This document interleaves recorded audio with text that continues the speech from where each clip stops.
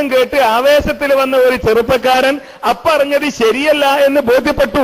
അദ്ദേഹത്തിന്റെ മനസ്സിൽ സംശയമുണ്ടായി, അത് തെറ്റാണോ, ഞാൻ വിശ്വസിക്കുന്ന ഈ ആദർശം തെറ്റാണോ എന്ന സംശയമുണ്ടായി. അത് നമ്മുടെ സംസാരം കൊണ്ടുണ്ടാക്കി.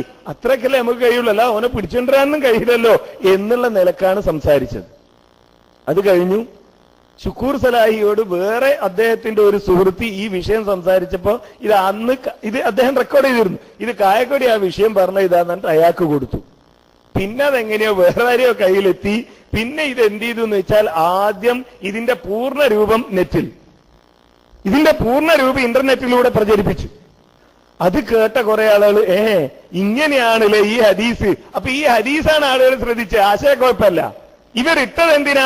ആശയക്കുഴപ്പം ശ്രദ്ധിക്കാനാ. അപ്പൊ ഉദ്ദേശിച്ച ചക്കിന് വെച്ചത് കൊക്കിന് കൊണ്ടു എന്ന് പറഞ്ഞ മാതിരി നമ്മൾ വിചാരിച്ച മാതിരിയല്ല. ആളുകൾ ഈ ഹദീസിന്റെ ദുർബലതയും അതിലെ അബദ്ധമാണ് മനസ്സിലാക്കിയത് എന്ന് ബോധ്യപ്പെട്ടപ്പോ ഞാൻ നേരത്തെ പറഞ്ഞ ഷക്കീലയുടെയും അതേപോലെ ഈ റജീനയുടെ ഒക്കെ സന്തത സഹചാരിയായി അവരെ ഇഷ്ടപ്പെടുകയും അവരുള്ള പരിപാടിയിൽ പങ്കെടുക്കാമെന്ന് ആഗ്രഹിക്കുകയും ചെയ്യുന്ന സൗദി അറേബ്യയിൽ ജോലി ചെയ്യുന്ന ഒരാളുണ്ട്. അയാളാണ് പറഞ്ഞത് എന്ത്, AP വിളിക്കണേ വേറെ നിങ്ങൾക്ക് ഷക്കീലാനെ വിളിച്ചുകൂടായിരുന്നു, എന്നാൽ ഞങ്ങൾക്കൊക്കെ കൂടിക്കൂടായിരുന്നു.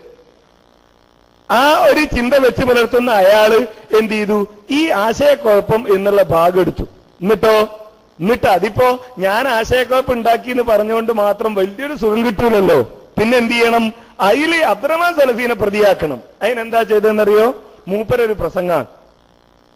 ആശയക്കുഴപ്പുണ്ടാക്കാൻ വേണ്ടി കായക്കൊടി ശ്രമിക്കുകയാണ്.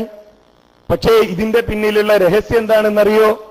അബ്ദുറഹ്മാൻ സലഫിയുടെ ഗ്രൂപ്പിൽ നിന്ന് അനീഫ് കായക്കൊടി മാറാതിരിക്കാൻ വേണ്ടി അബ്ദുറഹ്മാൻ സലഫി ഷുക്കൂറിനോട് പറഞ്ഞു കായക്കൊടിന്റെ ഫോണ് ചോർത്തണം. എന്നിട്ട് അത് ചോർത്തി ക്ലിപ്പാക്കി വെച്ചാൽ എന്ത് ചെയ്യൂല, പിന്നെ സലഫീന്റെ ഗ്രൂപ്പിൽ നിന്ന് അനീഫ് കായക്കൊടി മാറൂലല്ലോ. അതിന് വേണ്ടിയ പണി എടുത്തു വെച്ചതാണെന്നാ. ഈ 40 മിനിറ്റോളമുള്ള ഫോൺ ക്ലിപ്പ് കട്ട് ചെയ്ത് യൂട്യൂബിൽ ഇപ്പോ ഏതാണ്ട് 5 മിനിറ്റും കുറച്ചുണ്ട്. അതില് 3 മിനിറ്റും ഇയാളുടെ പ്രസംഗമാണ്, ബാക്കിയേ എന്റേതുള്ളൂ. ഈ പ്രസംഗിച്ചിട്ട് ഇത് അബ്ദുറഹ്മാൻ സലഫി ഉണ്ടാക്കിയ ഒരു പണിയാണ് എന്ന് വരുത്തി തീർക്കുന്ന ഒരു ശ്രമമാണ്. അതാണ് ഈ ആശയക്കുഴപ്പം.